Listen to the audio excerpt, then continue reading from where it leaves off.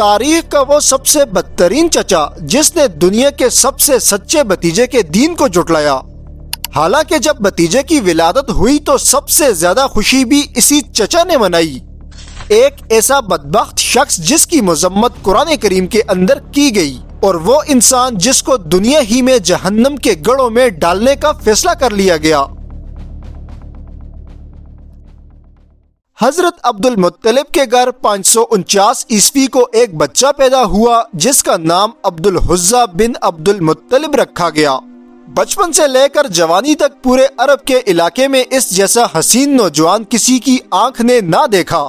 حسن اور چہرے کی سفیدی کی وجہ سے عبد العزیٰ کو ابو لہب کی کنیت دی گئی، کیونکہ جب بھی کسی شخص کی ابو لہب کے چہرے پر نظر پڑتی تو وہ اس کے حسن و جمال کو دیکھتا ہی رہتا۔ حضرت عبداللہ کی وفات کے 6 ماہ بعد جب حضرت بی بی آمینہ کے گھر حضور اکرم صلی اللہ علیہ وسلم کی پیدائش ہوئی اور آپ کی پیدائش کی خبر لے کر ابو لہب کی نوکرانی حضرت شعیبہ ابو لہب کے پاس آئیں اور کہنے لگیں، اے عبد العزیٰ، آپ کو مبارک ہو، آپ کے بھائی عبداللہ کے گھر بیٹا پیدا ہوا ہے۔ کہا جاتا ہے کہ ابو لہب کے کان میں جب یہ آواز پڑی تو بھتیجے کی پیدائش کی خوشخبری لانے پر اپنی نوکرانی کو وہیں آزاد کر دیا۔ بچپن سے لے کر جوانی تک دیگر چچوں کی طرح ابو لہب بھی حضور اکرم صلی اللہ علیہ وسلم کی دیکھ بھال میں حصہ لیتا رہا۔ جب اللہ تعالیٰ نے نبی صلی اللہ علیہ وسلم کو نبوت سے سرفراز فرمایا تو ایک دن آپ صلی اللہ علیہ وسلم نے سارے عرب کے لوگوں کو صفا پہاڑی کے دامن میں اکٹھا کر کے ارشاد فرمایا کہ اے لوگو، اللہ کے سوا کوئی معبود نہیں اور میں اللہ کا آخری رسول ہوں، میری بات مان لو، تم کامیاب ہو جاؤ گے۔ یہ بات سن کر سب سے پہلے ابو لہب نے ہی آپ صلی اللہ علیہ وسلم کی طرف پتھر پھینکا، اور پھر اس بدبخت نے وہاں پر آپ کی گستاخی کرتے ہوئے کہا، اے محمد صلی اللہ علیہ وسلم، آپ پر ہلاکت ہو اور آپ کے ہاتھ ٹوٹ جائیں، نعوذ باللہ۔ آپ صلی اللہ علیہ وسلم ابو لہب کے اس فعل پر خاموش رہے، مگر اللہ رب العزت کی ذات کو اپنے حبیب صلی اللہ علیہ وسلم کی گستاخی بالکل بھی قابل قبول نہ تھی۔ تب اس گستاخی کے جواب میں اللہ تعالیٰ نے آسمان سے قرآن کریم کی سورت لہب نازل فرمائی، جس میں اللہ تعالیٰ یوں ارشاد فرماتا ہے، ابو لہب کے ہاتھ ٹوٹ گئے اور وہ خود ہلاک ہو گیا، نہ ہی اس کا مال اس کے کچھ کام آیا جو اس نے کمایا تھا، وہ ضرور بھڑکتی ہوئی آگ میں داخل کیا جائے گا۔ نبوت مل جانے کے بعد ابو لہب نبی صلی اللہ علیہ وسلم سے شدید نفرت کرتا۔ جب بھی آپ صلی اللہ علیہ وسلم لوگوں کو دین حق کی دعوت دیتے تو ابو لہب پیچھے سے آوازیں لگاتا، اے لوگو، یہ میرا بھتیجا ہے، اس کی بات کو ہرگز نہ ماننا، کیونکہ اس کا دماغ خراب ہو گیا ہے، نعوذ باللہ۔ ابو لہب کی بیوی جمیل بنت خرب جو کہ حضرت ابو سفیان کی بہن تھی، وہ اپنے شوہر سے زیادہ نبی صلی اللہ علیہ وسلم کی دشمن تھی۔ نبوت ملنے سے پہلے نبی علیہ السلام کی 2 صاحبزادیاں ابو لہب کے 2 بیٹوں کے نکاح میں تھیں۔ جب آپ نے اپنی نبوت کا اعلان کیا اور دعوت دینا شروع کی تو ابو لہب نے اپنے دونوں بیٹوں کو حکم دیا کہ محمد صلی اللہ علیہ وسلم کی بیٹیوں کو طلاق دے دو یا مجھے اپنا باپ ماننے سے انکار کر دو۔ چنانچہ ان دونوں لڑکوں نے ایسا ہی کیا۔ اپنے باپ کے کہنے پر نبی صلی اللہ علیہ وسلم کی صاحبزادیوں کو طلاق دے دی۔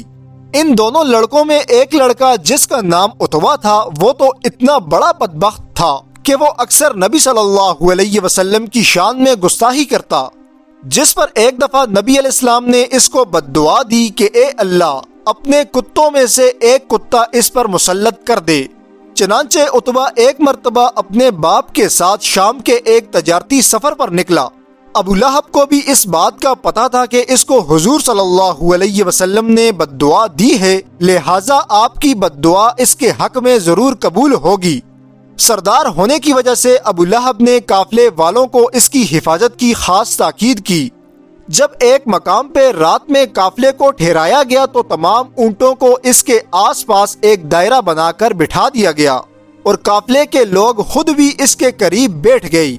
مگر جو ہی اندھیرا چھایا تو اللہ تعالیٰ نے تمام قافلے کے لوگوں پر نیند کا غلبہ طاری کر دیا۔ اللہ کی شان، جب وہ لوگ گہری نیند سو گئے تو جنگل سے ایک شیر اس دائرے کے اندر کود پڑا۔ پھر وہاں سے ابو لہب کے اس گستاخ بیٹے کو اٹھا کر جنگل میں لے گیا، جہاں اس شیر نے عتبہ کو بالکل چیر پھاڑ دیا۔ اس واقعے کے باوجود ابو لہب کی آنکھ نہ کھلی اور وہ حضور اکرم صلی اللہ علیہ وسلم کی مخالفت پر ڈٹا رہا۔ ابو لہب کی بیوی جمیل بنت حرب بھی آپ صلی اللہ علیہ وسلم کی بہت بڑی گستاخ تھی۔